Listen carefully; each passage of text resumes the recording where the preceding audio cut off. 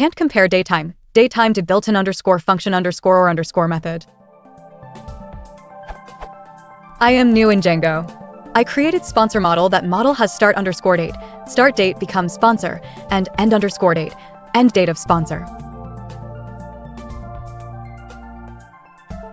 I want to put all logic inside the model. If that not possible, then I want to put the logic in a view.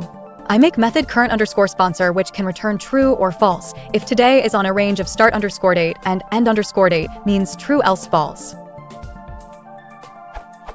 This is my current underscore sponsor method.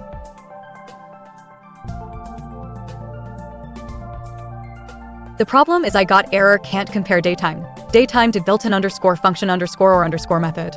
I've tried to see the data using Django shell. It seems works, but the reality does not work.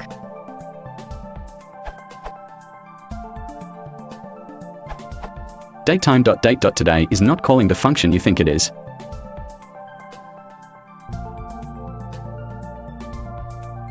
If you add the parentheses, you'll get the result you expect.